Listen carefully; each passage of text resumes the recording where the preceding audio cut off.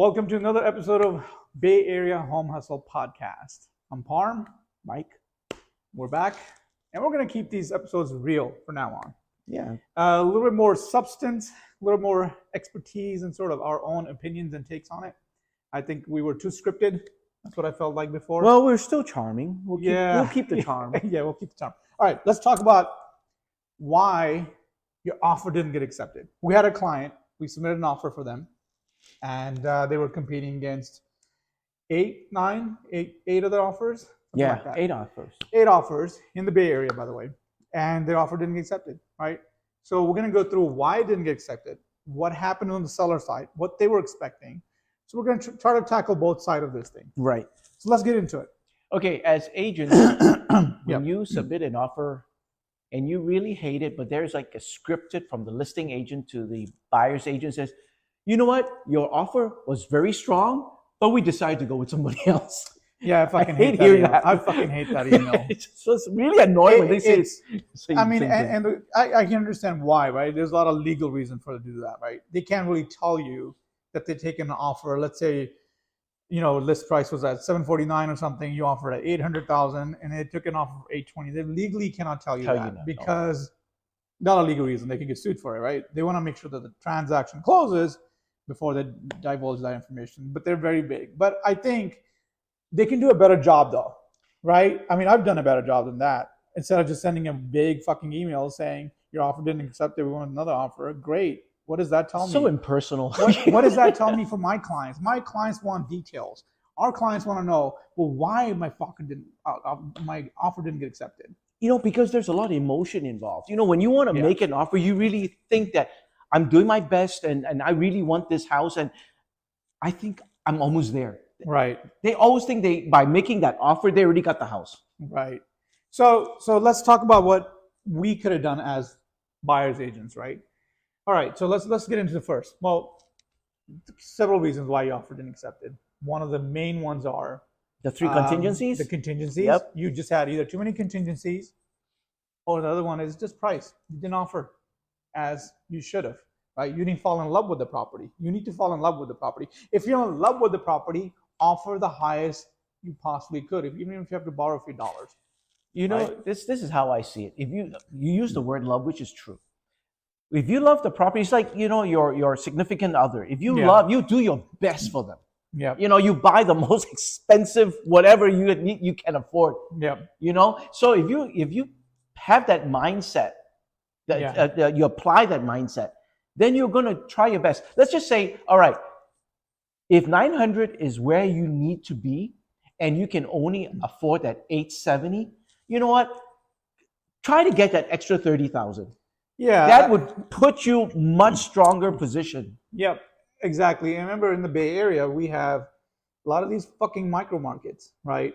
I live in Hercules, is one of them too. I mean, it's 25,000 residents. It's properties don't come on the market that often. It's a nice little hidden city. So, you know, you get these decent price. You get decent property, you get a decent home. So, but it gets competitive.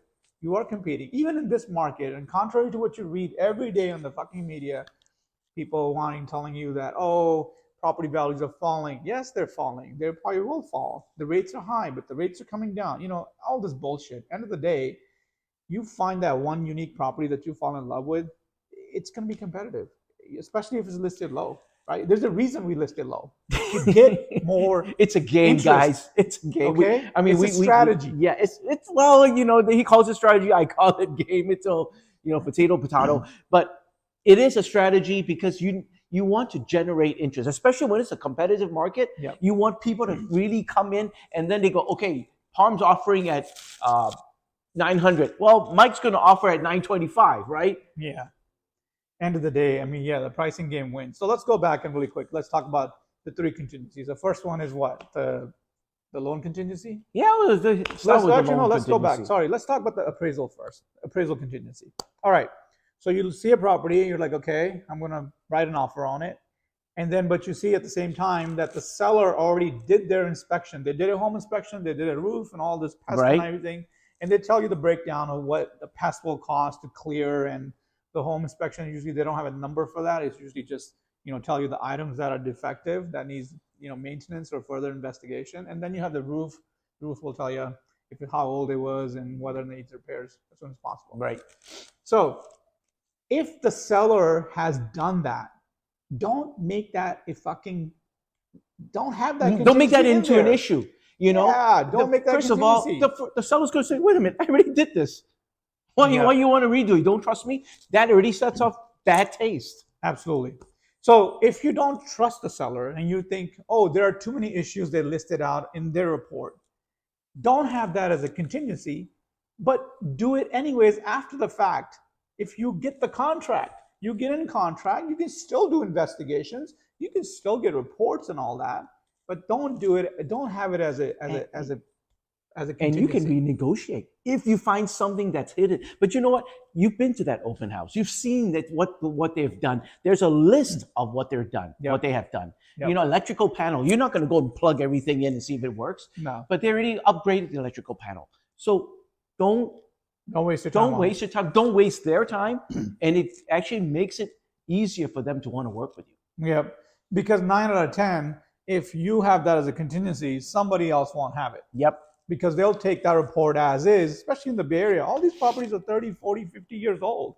There's nothing brand new. I mean, unless you go to a little higher rich area, probably like Santa Mona, Walnut Creek, you can probably find something out there. But in the rest of the East Bay, Contra Costa, these properties are old. They'll have issues. Everything's going to have issues. Even new properties will have issues. Anyways, that's one. Number two. Let's do appraisal. Yeah, let's do the appraisal. Yes, that's appraisal is another condition. So you go out and get a loan, right? Get pre-approved to a certain amount with your down payment, vice versa, and blah blah blah, right? You'll have an appraisal contingency. What that means is that you want your property to appraise at whatever value that you wrote an offer for. If you wrote an offer for $900,000, your lender wanted to appraise at least at $900,000 before they can give you that, a loan for whatever that is. Okay, $680,000. Now we were talking about that strategy of pricing low, right? Mm-hmm. So let's just say the agent that works with you knows the value of the house. They can actually break it down, what has been selling for the last week or something, and how much work they have put into this house, right? So your agent, a professional, should be able to tell you the true value of this house.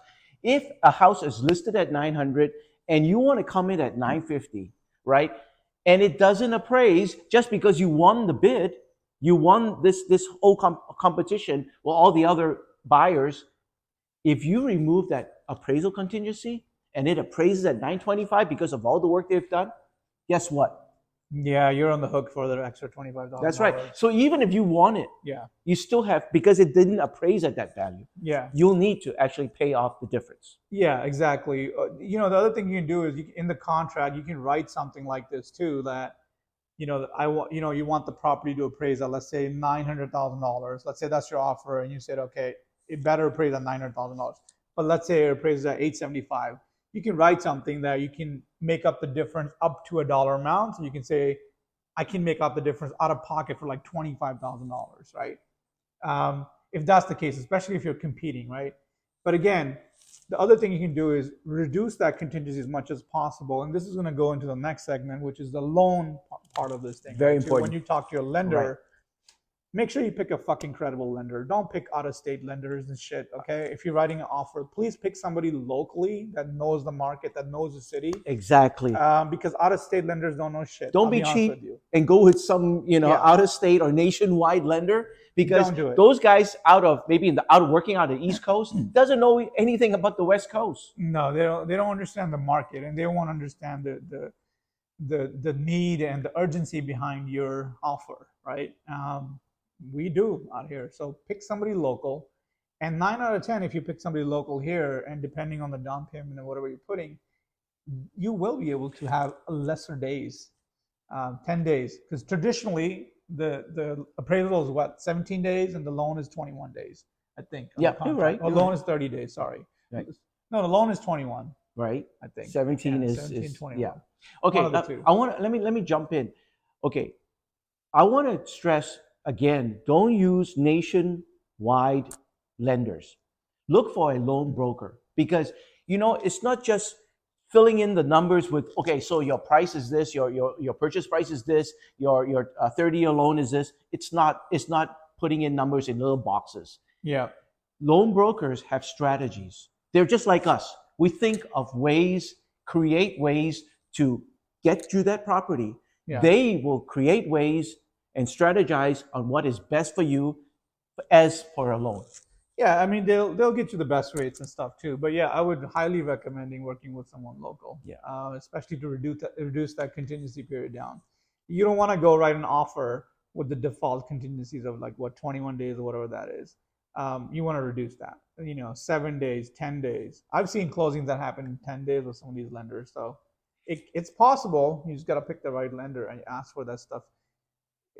Up ahead. The thing is, like, you will know when you're buying a property in a particular city and you see that your agent will share the data with you, and you'll see like how long they stay on the market, how quickly these goddamn things move. And if they're moving like within 10 days, it all depends. Know. Micro markets you just mentioned. Yeah. Some of the markets can close, actually get in contract in 5 days. Yeah. Some may get in contract after 35 days. So yeah.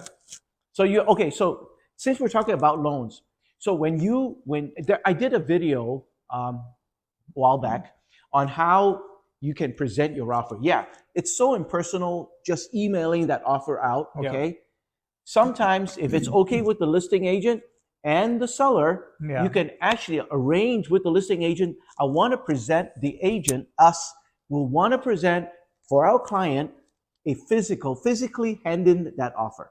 Now, when you do that used to be the case. I don't know if they we can still no. We still it's because we're so impersonal. I want to bring back that old school where agents talk to each other. Yeah. But I want to add when you are able to physically hand in that offer, have that pre-approval right there with it. Yeah. What is a pre-approval? Why don't you tell the audience? No, pre-approval is set of basically. It's just your qualification based on it's your financial picture end of the day, right? It's how much money you make and how much house you can afford based on what your savings are and so forth, right? So pre-approval allows you to go see properties and write offers and stuff. It's not that great, If you want to have a better picture, if you want to have a better offer, I would get your lender to underwrite that. Oh yes, even better, which is called a DU. Approval, right?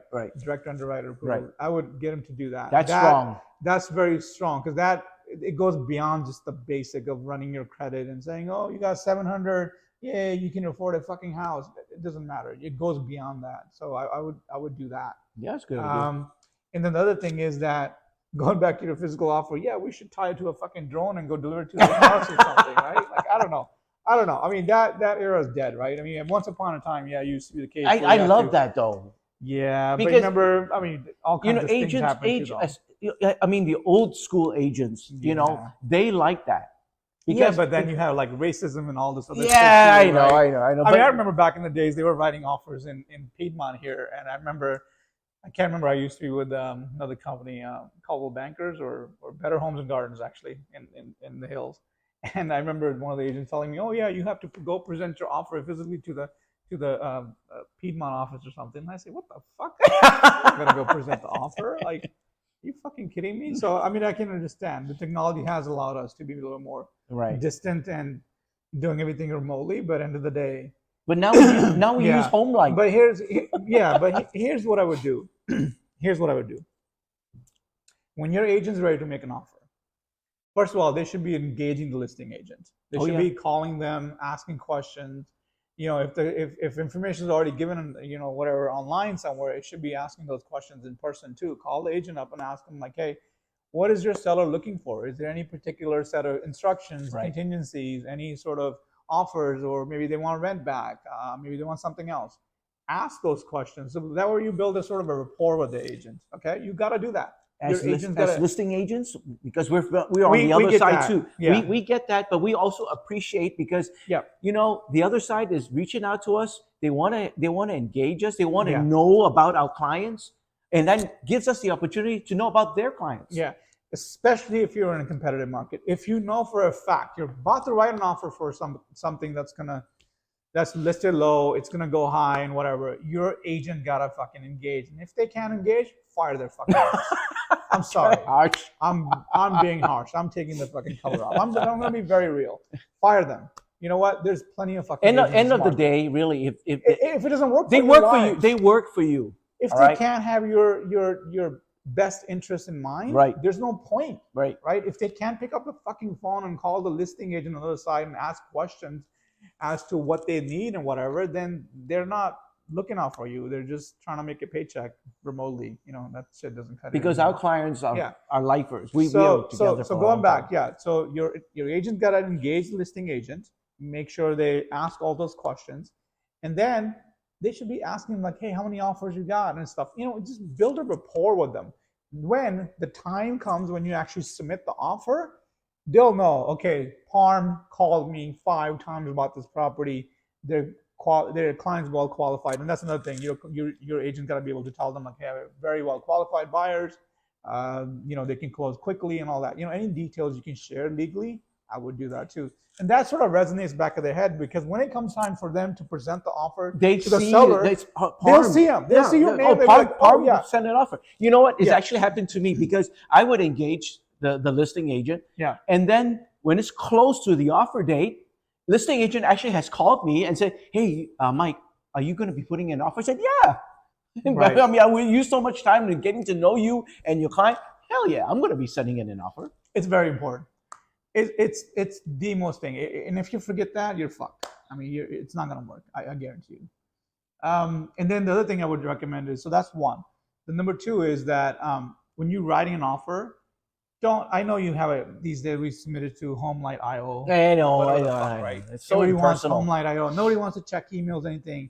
Or they want to be systematically in place because we work in a fucking team. Whatever. If you're a listing agent, fine, you can take it to Home.io, whatever the hell it's called. HomeLight.io or whatever. Yeah, IO. When you're submitting it through that too, write a cover page. Yes. Who the hell you are. I'm so-and-so, blah, blah, blah. You, not the client, you specifically. Highlight the offer, just, you know, terms really clearly up front. And then, you know, put down like what you're you know, call me back with any questions or things, whatever else you want to put in that cover letter. But make sure you do that. Have a fucking cover letter. Don't just submit an offer. We have received blank. This idiot. We had an agent, and I won't name names. And if you know who you are, I'm sorry. But you're learning something today. Yeah, exactly. You're learning something today. You know, people just submit, you know, these offers, no introductions, no idea who they are. Probably been in the business the last 4 years when everything was going high, and now that shit's crashing and you're like trying to wonder where the fuck you should go. You know, be more respectful a little bit. You know, write the fucking offer, write a cover letter. I mean, it's like a job letter, end of the day. I understand the barriers to entry in real estate is very fucking low. You just take an exam and pass and boom, you're done. And you think you're the shit. But, right? Yeah, but true. Think of it as a job interview. When you write an offer, it's essentially what that is, right? You're putting your best foot forward for your client. Make it more professional. Yeah. Write a cover letter. Submit everything all together with it. And follow up a phone call. And follow with a phone call. Yeah, really. And make sure you tell them, hey, and make sure you mention your lender's name. And make sure your lender understands that they're going to get a call from the listing agent, making sure that your client is qualified to buy this goddamn property. Okay? That's very important. Remember I never got a response from the lender. The other side's lender. I called like 3 times.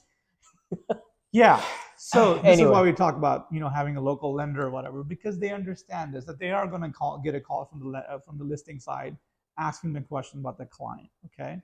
So, and the other thing I would say is make sure all the supporting documents for your offer. Oh, yes. Like proof of funds, down payment, how is the EMD going to come in? Is it going to be wired in, check, or vice versa? Is all fucking accompanied with the goddamn offer. Cover letter. It helps. Don't just submit like partial documents in the listing agent. And we have to chase after them. Yeah. Because I'll tell you this right now. If you miss any of these things in a competitive market, you know, where shit's flying off the shelves, your offer will not be accepted, regardless of what you put in there. You could put $950,000 if your offer's not complete and the listing agent has to chase you down. Yep, that is what we hate most. 9 out of 10, if they have a close offer, I don't know, 940 or whatever, $10,000-$15,000 less than you, they will go with another offer. I guarantee you that much, because what you're proving to them is that you're not professional, especially if they can't be. You're lazy. You're lazy. You're not professional, and they don't want to work with you because they don't think because they'll have to chase you. I mean, because you won't be able to deliver. Yeah, you can't deliver it. It's just impossible. So remember to do that. All right. What else are we gonna talk I think about? we vented enough. No, I'm not. This is not a venting. I'm keeping this shit real. This is how you're gonna buy a property in the Bay Area. I mean, it's true. This is the Bay Area. This is not Texas. This is not Florida. Sorry, Florida, Texas. No, but I'm saying is you're right. Every time there's a offer date, 8, 9 offers come in. You know what? You got to do your utmost as a buyer now. That's not just for agents out there. As a buyer, you got to do your best. Now, with watching this video, this podcast today, if your agent needs a little bit of hints from you, please go ahead. This is all free. Yeah, absolutely. And we're not done yet. One more thing I want to talk about. Let's talk about listing side really quick. Okay. So now, what happens on the listing side? Because now, as a buyer, you're rejected. Your offer was rejected. You're like disheartened. You wanted this property. You're like, fuck. I put in everything. Should we have offered more? Could we have offered more? Yeah, probably. If you wanted that property bad enough, yes, you should have offered more. This is where the agent comes in and has to provide real value in terms of like where the value lies, where you think the property will land, and so forth, right? So I understand sometimes we can't do it, or we want a deal out of it. Remember, these micro markets in the Bay Area, it's gonna be very tough. And I'll be real with you, it's gonna be very tough. If something is listed for, let's say, $800,000, and in fact that it's going to go over $900,000, but then you're coming in at, like, let's say $825, $850, thinking that they'll land on you, it's not going to happen. It's not, especially if it's competitive. But do whatever you can to get that extra, to get you over that hump. You got to get over the hump. And hate to say this, your agent has got to be really brutally honest with you.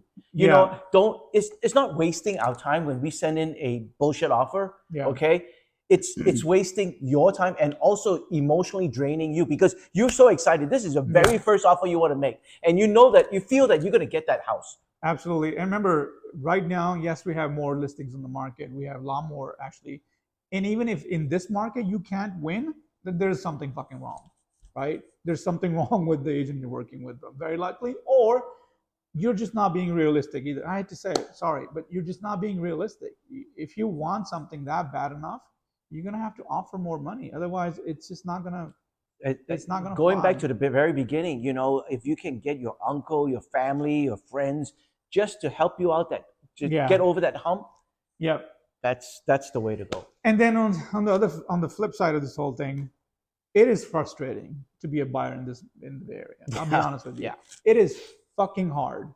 You're barely making by. You're probably paying like $3,000 in rent somewhere, or maybe $2,500, and then you're trying to buy a property that's going to cost you $4,000. It is fucking hard to buy a house in the Bay Area. I'll be real with you. I don't know if I can. We live in the Bay Area. We know. Yeah, I wouldn't know if I can afford a house going forward now. It's just like it's manageable. I mean, to afford a house, you would have sacrificed like 9 other fucking things, like going out and trying to live your life and raise kids and dogs, or get rid of your golf membership. Or I don't have that one either. I play in public courses, by the way. They suck. They really do suck. Some of them. So yeah, so remember that too. On the flip side of this, as a listing agent, if I was a listing agent and I got these offers, and I send out this big email, I take one and maybe take another one as a backup, and then I send out a big email. Sorry, your offer didn't get accepted. We went with another one. Or the seller chose to go. No, the seller didn't fucking choose. You pointed in that direction. Whatever. That's a different story. Don't touch that yet. I would say this, and we've done it. If you get multiple offers, at the very least, pick up a fucking phone. Call that agent back, especially the one that called you 6 times and asked for an updates, or told you that they're going to submit an offer, and then the offer didn't go through and they're just sitting back. And give them a little more than a stupid 3 fucking sentences in a fucking email. I'm sorry. I had to be brutally honest. It happened to us, man. You cannot just do that. That's just wrong. That is not professional. I understand you're young, but God damn it, learn. Okay? Learn the fucking ropes. That's not how real estate works. It is a very interpersonal relationship, you know, not a game. We may be on the opposite sides, but we're actually working together. Because what's the end goal? The end goal is you're selling something and I'm buying something. Yeah. And you know what? It's for our clients. Yeah. Give them a little more than that. Just tell them, thank them for their offer and saying, you know, you tried hard, but we didn't work out. Yes, you came in high, but maybe it just needed to be maybe a little more higher. I can't really tell you, but you'll find out in 20 days. Boom. Those are the words that we can sort of pass on to our clients and they can feel the relief like, okay, right, we didn't put enough in. Right. Okay? Don't let them guessing this shit in like 10 days. They already feel bad enough. What the fuck? Don't do that shit. You know, they're really kind of like bummed out. So, Absolutely. You know, so they want an answer. And you know what? This is actually good because if you give me more information and I can get to tell my clients, they're more prepared for the next time. Absolutely. I mean, help the industry out. Actually helping the other side too. Yeah. So that's our sort of take on what happens when your offer gets rejected. What are some of the basics? It's an emotional ride. Basically, it's an emotional ride for everybody. Yeah, it is.